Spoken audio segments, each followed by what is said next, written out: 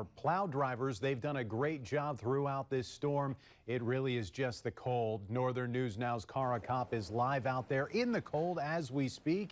How is it, Cara? I am standing just outside the station and just look at this snow. Now, it may be light and fluffy, but if you dig through, you'll notice this thick layer of ice. This ice was actually just left over from the melt that we had earlier this week.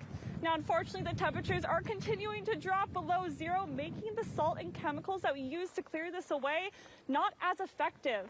This will bring some challenges to plow drivers, but one private snow removal company that I spoke to earlier is putting away some extra money and time. After a slow start to the snow season, winter became profitable in a hurry for CHS Superior Landscaping CEO, Cole Sickinator.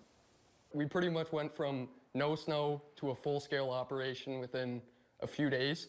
So we were getting hammered in December. January rolled around. It was pretty consistent, I would say. But February brought on new challenges for his private snow removal company.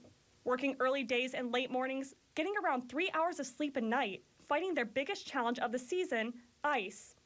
To say the least, it's been an interesting winter. It's been consistent, but lots of freeze and thaw cycles. Ice is no friend to Sickinator's 76 residential clients, where 80% are high-end properties. The colder temperatures causing ice buildup while reducing the effectiveness of rock salt.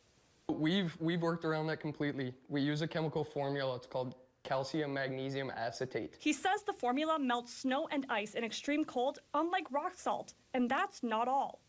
It's basically environmentally friendly, concrete friendly. It's safe to do on wood decks. It's safe on any type of pavement. It's safe on marble. It's realistically the safest option in the market right now. Sickinator says it is the more expensive option, but a foolproof option for these sporadic Duluth winters. In Duluth, Cara Kopp, Northern News Now. But as for MnDOT and the cities, the chemicals that they use just aren't going to work as well in this cold. So just keep that in mind when driving tonight and tomorrow. All right, it's been a good, profitable season probably for any of those contractors who make money off of removing snow. Cara Kopp reporting live for us tonight. Thank you, Cara.